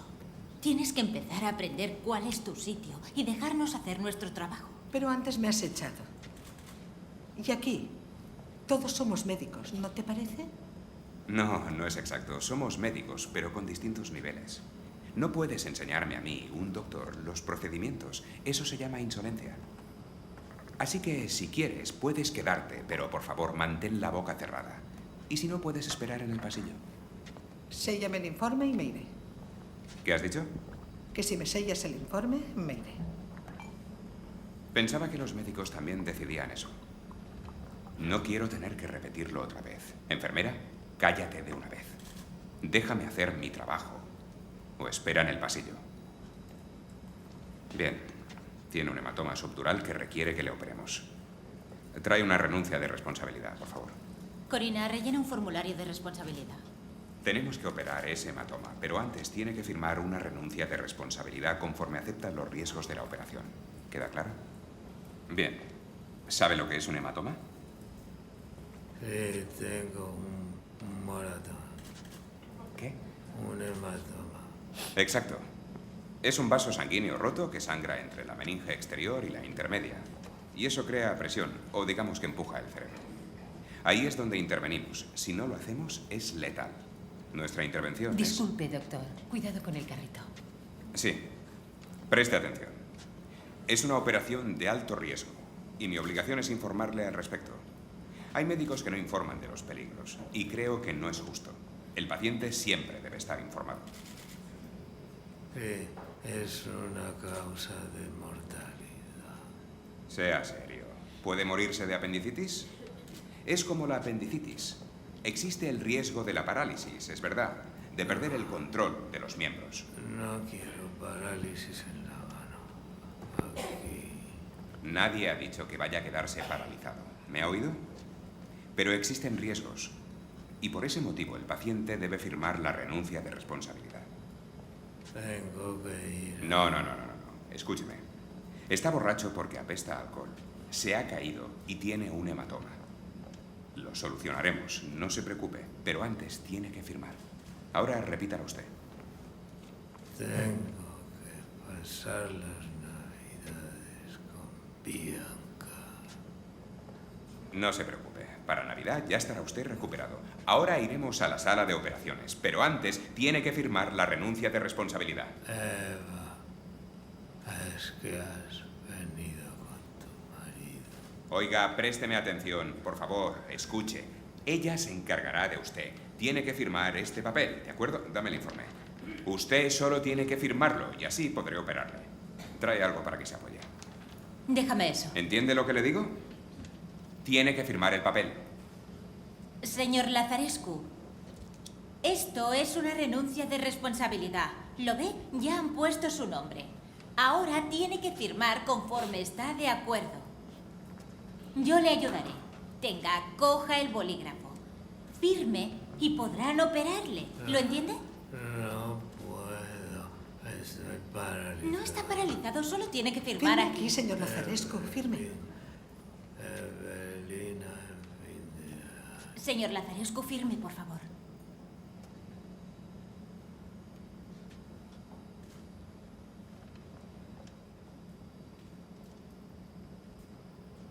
¿Qué hacemos, doctor? Bien, señor Lazarescu. ¿Va a firmar o no? Doctor, no está en condiciones de firmar. No puede ni sostener el bolígrafo. ¿Entonces debemos saltarnos la ley, enfermera? Mírala, quiere que me metan en la cárcel.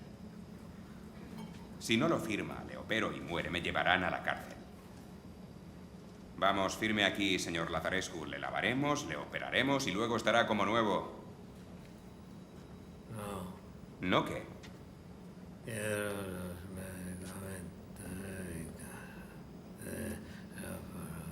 Tiene afasia y disartria. No le entendemos, señor Lazarescu. Quiere irse a casa. Quiero irme a casa.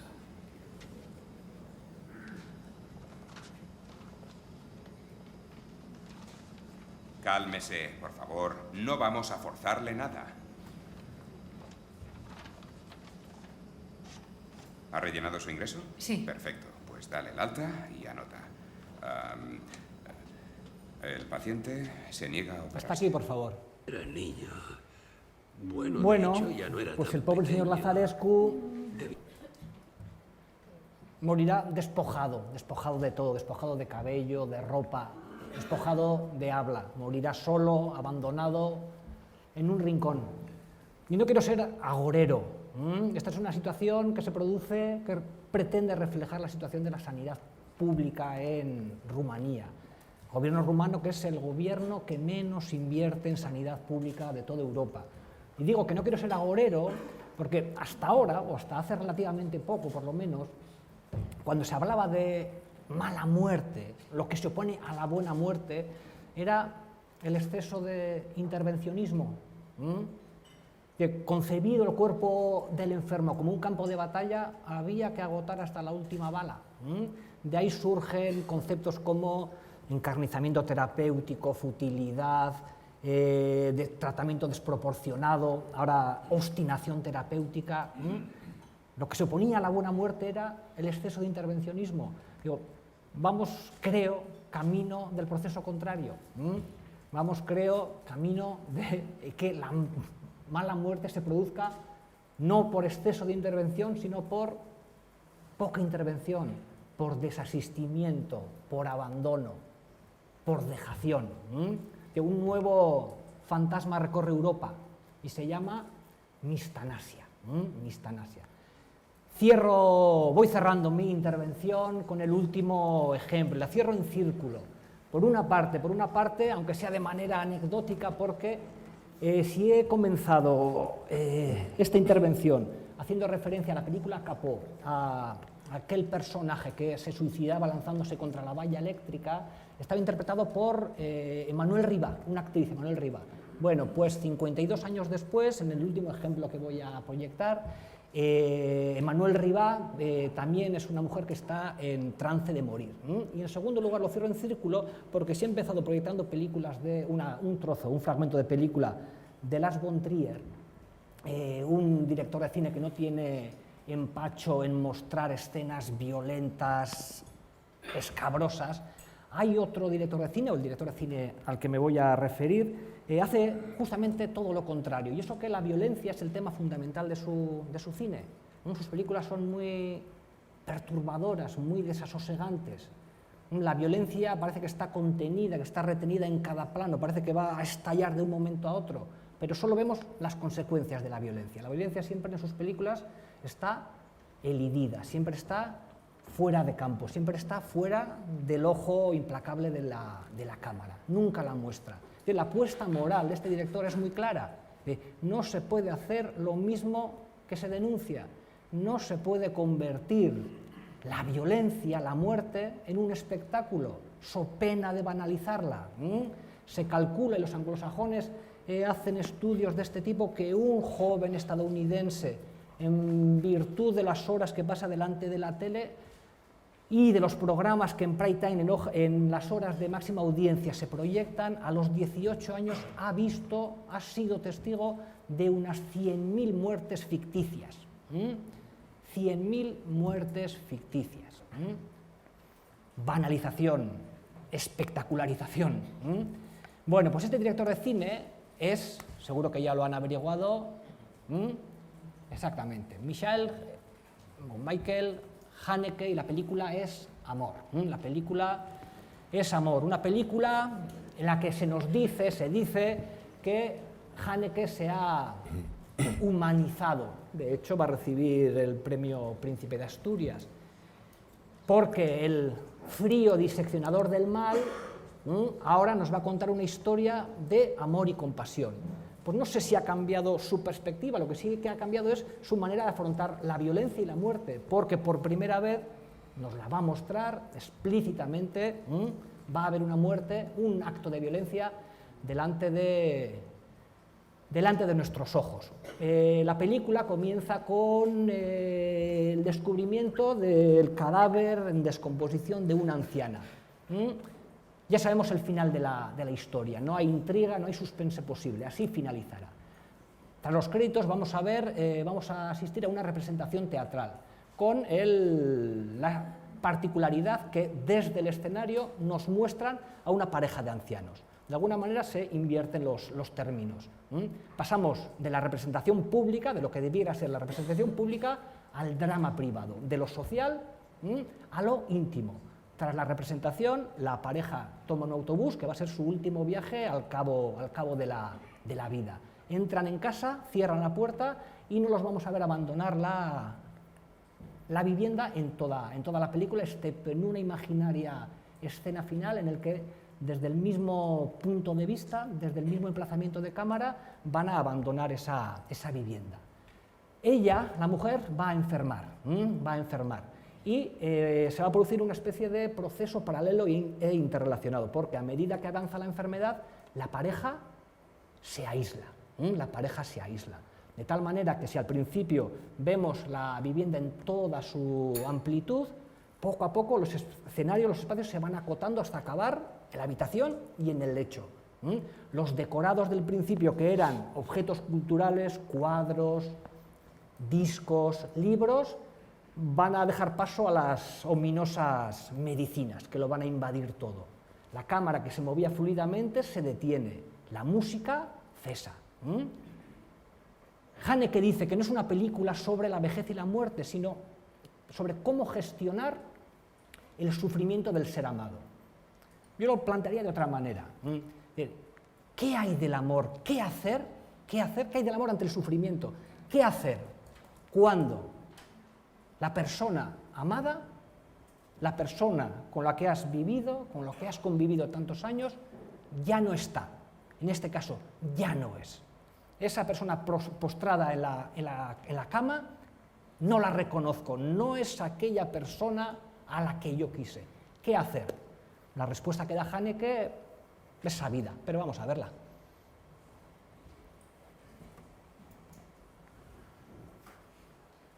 Había que lanzarse corriendo, de dos en dos. Ya sabes que el deporte nunca fue lo mío. Juraría que todo el programa estaba diseñado para que no paráramos en todo el día. Probablemente para ahogar antes de su eclosión los impulsos propios de la pubertad. Pero lo peor era la comida. Al tercer día, antes de llegar a mediodía, nos pusieron arroz con leche. Odio el arroz con leche. Comíamos en unas mesas largas, en una sala inmensa, y me negué a comerlo. Entonces un monitor me dijo, si no te acabas el plato, no sales de aquí. Acabada la comida, todos se fueron y me quedé solo, llorando. Había hecho con mamá un pacto secreto. Debía escribirle cada semana y enviarle una postal. Si estaba disfrutando, debía dibujar unas flores. Y si no, estrellas. Ella guardó la tarjeta. Estaba cubierta de estrellas. Al cabo de 3 horas me permitieron salir. Subí a mi habitación. Me acosté. Tenía más de 40 de fiebre. Tenía difteria. Así que me llevaron al hospital más cercano y me pusieron en cuarentena. Y así cuando mamá vino a verme, solo pudo hacerme señas tras el cristal.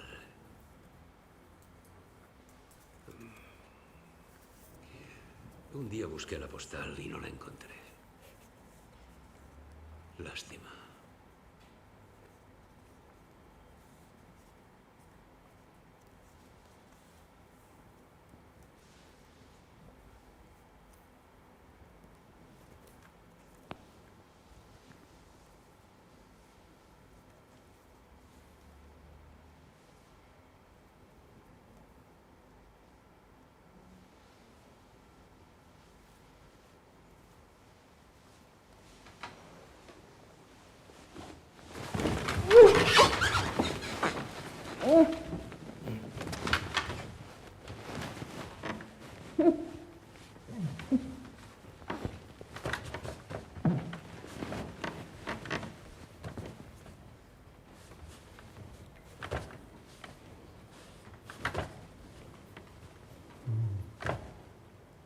Bajamos la vista, ¿eh?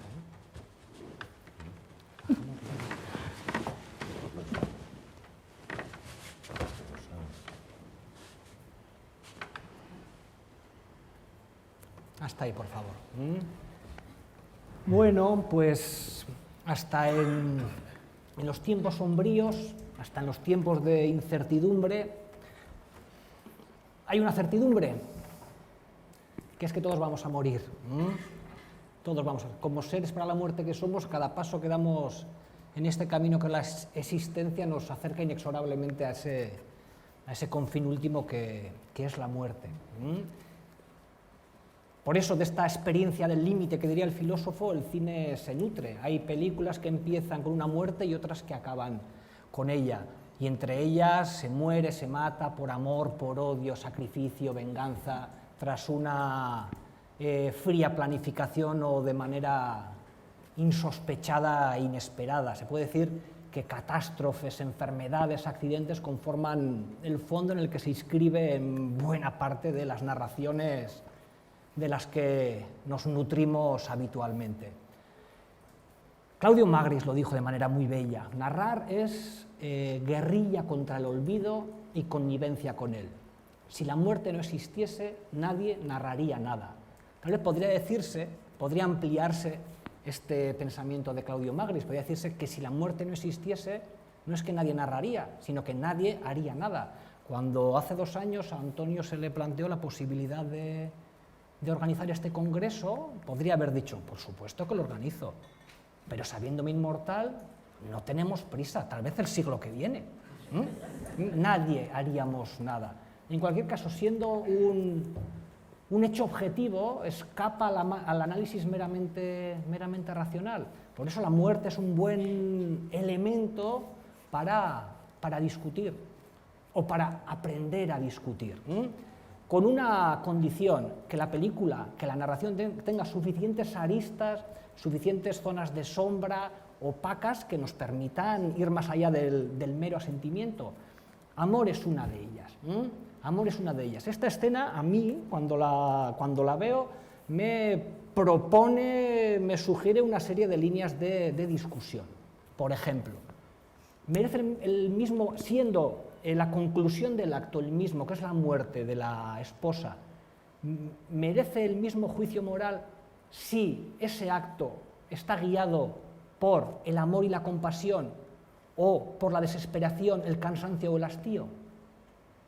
¿Merece el mismo juicio moral pensar que este acto ha sido fruto de una planificación, reflexión y connivencia con la persona que va a morir, o es fruto de un repentino fulgor momentáneo? ¿Hemos asistido a una buena muerte? ¿La muerte por asfixia con una almohada es una buena muerte? ¿Podría pensarse otro tipo de muerte? ¿Podría pensarse otro curso de acción que no derivase en la muerte?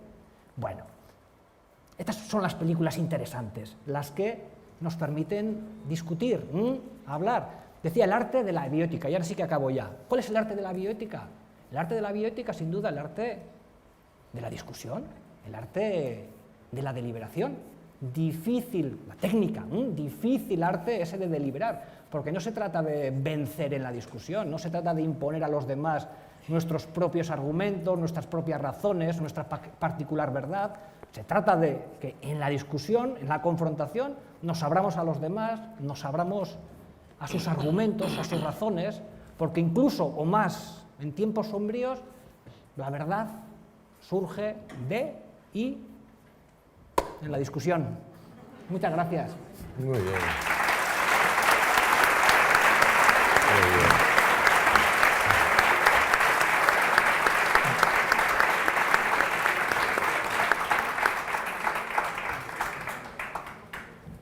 Bien, pues pasamos a la discusión entre los dos magníficos ponentes que nos han hecho llorar por diferentes motivos y de diferentes maneras. Reír. Sí, llorar de risa. Yo he llorado de risa, me han escapado las lágrimas y casi he llorado de pena, ¿no?, con estas tragedias que nos ha presentado también Íñigo. Y bueno, pues se podrían contar muchas cosas más, pero efectivamente que somos mortales, que ars extensa vita brevis, que hay muchas cosas que hacer, que hay mucho arte de que disfrutar, pero que el tiempo se termina. Quedan unos minutos para que comentéis lo que queráis para cerrar. Bueno, yo creo una cosa, Íñigo y Antonio, hay una cosa que a mí me parece importante, porque esto que hemos hablado hoy aquí, yo creo que necesitaría una definición más precisa. Una de las funciones del ser humano es inventar las palabras para cubrir las necesidades lingüísticas sobre los eventos cotidianos. Y a lo mejor sería el momento de que aquí entre todos nosotros nos inventáramos una palabra precisamente para esta relación del arte y la ética. A lo mejor resulta que de esa manera centrábamos más... Existe una palabra. Sí. Poética. Ya, pero esto es muy bonito. Es una bella palabra, pero no es exactamente lo mismo. Entonces, yo creo que a lo mejor es una cosa que por lo menos si, es complicado, porque es muy complicado, ¿vale? Pero sí que podíamos dejar esto así para el 10º congreso, a ver si esa palabra ya existía, lo cual que, yo no sé, a mí se me ocurrió ayer una que quedaba relativamente, que es artética. Artética. ¿Vale? Pero claro, si lo dice un navarro o un aragonés, artetica, entonces ya estamos con el lío, ¿no? Eso sí que creo que sería importante, pero sí es cierto que esta disciplina que tú desarrollas perfectamente en el cine, vamos, referida con el cine, es muy, claro, el cine es muy evidente, pero es más extrapolable también a otras formas de expresión artística. Y sí que creo que sería bueno el encontrar esa palabra que encerrara todo y, digamos, fuera una puerta por la cual se entraba ya en una cosa que todo el mundo conociera, ¿no? O sea, que yo lo dejo ahí y vosotros que sois los expertos en estas cosas, tiráis para adelante. Pero tiene mucho interés en esta mesa contar con un artista, con un creador de arte y con alguien que en cierto modo es un crítico, un estudioso del arte, ¿no? Son las dos visiones muy complementarias y muy interesantes. Pero yo no soy artista, ¿eh? No. No, a mí no me liéis. No, pero Forges es medalla de oro al mérito artístico. Sí, pero eso es por mis compañeros y tal, que me quieren mucho y tal. Yo soy simplemente un pintamonas, además lo digo así. Yo no hago... Yo tengo compañeros que se enfadan mucho cuando le dices, ¿qué tal? Oye, me gustó mucho el chiste tuyo del otro día. Perdona, yo hago sátira. Bueno, usted perdone, le había confundido, pero yo creo que es una cosa habitual, normal, y lo hacemos todos. Mucha gente dice, es que esto que hacéis vosotros... Mirad, he visto una cosa en internet el otro día, que sobre todo para gente joven, es un ejemplo de cómo hacer humor actual. ¿Vale? Imaginemos una magnífica un fotograma de la película El Señor de los Anillos. ¿Vale? Entonces se ve en ese fotograma al de la barba blanca, que es el maestro y tal y cual, y luego se ve al joven, guaperas este, y el guaperas le está diciendo, estaba en internet puesto y debajo estaba escrito, le está diciendo el guaperas, yo soy el conde heredero del Valle de las Sombras, ¿vale? Punto y coma. Duque de Poholholm, punto y coma. Señor de las altitudes medias, punto y coma. Caballero de la tierra alta, punto y coma. Y contesta el de la barba blanca y tal y cual. El hijo de la Paqui. Y luego ya contestaba otra vez el mismo, decía, sí, el pequeño. Pero es para que veáis, esa persona probablemente será el único chiste que haga en su vida. Bueno, ese tío sí que es, o esa tía sí que merece el Premio Nacional de las Bellas Artes. Porque es una cosa increíble. Una de las grandes ventajas que tiene Internet es que el genio colectivo, individual, estas personas que no se dedican profesionalmente a esto. Mi padre un día iba en Sevilla y mi padre trabajaba en Philips Ibérica, ¿no? Y entonces había una tienda que no había pago. Y entonces resulta que llegó allí, a ver, suelte la pasta y tal igual por aquí por allá, en plan película de la mafia, y pues no tengo dinero y tal, pues lo siento, pero tengo que proceder a coger todo lo que hay aquí, tal y cual, venía con el juzgado y tal y cual. Entonces, bueno, mi padre fue y cogió todo lo que había y cuando sale fuera se da cuenta que uno de los guardias le ha cogido la gabardina al pobre hombre. Y dice, pero bueno, ¿esto qué es? Y en ese momento se pone a llover y el guardia iba con la gabardina.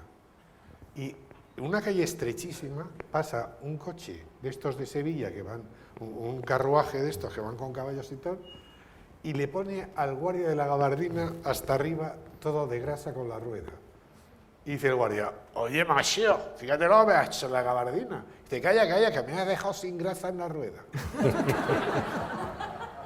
O sea, esa gente no la conocemos, pero está ahí. Y una de las cosas que va a tener Internet, sobre todo en el futuro, es que va a ser mucho más creativa en todos los niveles. Es muy curioso otra cosa que tiene Internet, que sistemáticamente rechaza, los colectivos rechazan al aético, ¿vale? Al que no tiene ética.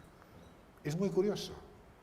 Simplemente lo sacan del contexto. Es muy curioso porque ahí se ve lo que significa la cultura inaprensible que tiene mucha gente que se cree que no tiene cultura. Vamos, que no sabe ni que no tiene cultura. Pero sin embargo ahí está metida, ¿no? Y yo estoy, de verdad, y lo siento decir esto, pero yo estoy muy ilusionado con el futuro. Digo que siento decir esto porque parece que mira, esta crisis que tenemos actualmente es una crisis gravísima, pero claro, comparada con la de la posguerra, ¿entiendes? Pues tú dices, no, es que, vamos a ver, no sabemos los parados que había en la posguerra, pero probablemente podían ser fácilmente más de 12 millones de separados en una población laboral de 14 millones o de 12 millones, no habría más. Pero el hambre estaba en la calle, dices ahora, no, es que ahora vemos cómo cogen la comida, sí, pero es que hay comida. O sea, filosóficamente hablando, hay comida. El problema es que allí no había nada. Nosotros vamos a salir de esta porque hemos salido de todas, ¿no? Pero vamos a aprender mucho, sí, siempre aprendemos, pero con el tiempo se nos va olvidando. Y el humor, una de las ventajas que tiene, y el arte, es que justamente es el que precisan, los que precisan, el arte en general, dónde estamos, de dónde venimos y a dónde nos llevan, no a dónde vamos.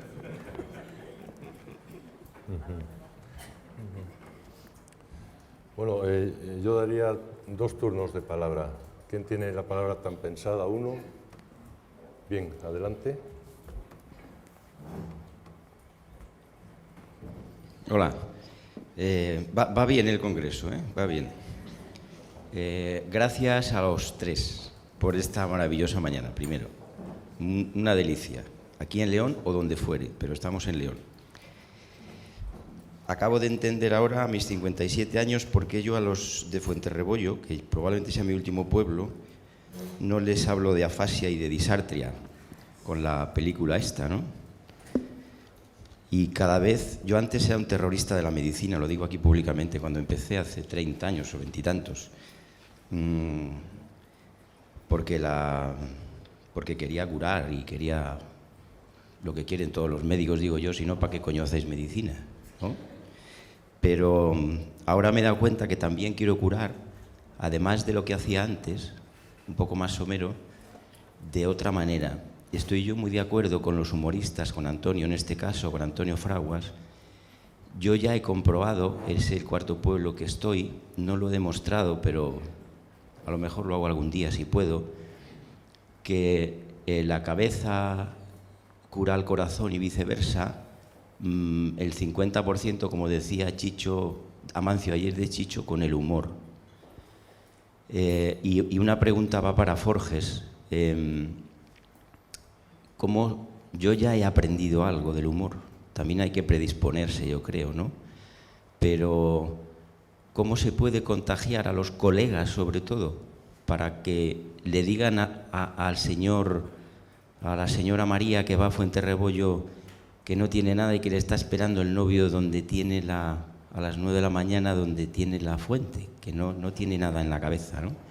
Esa es una pregunta. Y otra para Íñigo, me vas a perdonar que sea un poco pretencioso, pero fíjate lo maravillosa que es la vida, que yo no creo que haya una certeza del 100% de que nos vayamos a morir, por lo menos yo, porque no nos hemos muerto, solo se mueren los otros. Ahí queda eso. Yo comento. Sí, por eso es tan difícil hablar de la muerte. Y por la muerte siempre es la muerte de otro. Digo, de la muerte no se puede hablar en primera persona nunca, porque precisamente cuando te llegas cuando no puedes hablar. Decía Tono a ese respecto, dice, oye, se está muriendo gente que no se había muerto antes. Y bueno, y lo otro que has preguntado de cómo le puedes convencer a tus colegas, te diré que no tengo datos al respecto de cómo se hace. Sí te digo que estoy capaz, para poder contestar a tu pregunta, de estudiar medicina y cuando haya acabado no solo la licenciatura, sino el MIR y todos los follones estos que hay ahora, automáticamente te contestaré cómo se hace. Pero es complicado. Generalmente el humorista, todos somos humoristas, ¿vale? Simplemente los cajones que tenemos de almacenamiento de datos y de vivencias los tenemos colocados en un orden determinado, ¿no? Bueno, pues convendría el cajón del humor subirlo un poquito, porque generalmente lo tenemos en la cómoda del conocimiento demasiado abajo. Muy bien, pues yo diría que hasta aquí hemos llegado, que para Isolina y los demás amigos de Asturias digo que el sol de León ha vuelto y que lo vamos a disfrutar ahora. Sí, muchas gracias. Sí. Perdón un segundo, simplemente una cosa para acabar. Me gustaría decir una frase de Groucho que me parece fenomenal, concretamente en este caso. Estos son nuestros principios, pero si no les gustan, tenemos otros. Muy bien.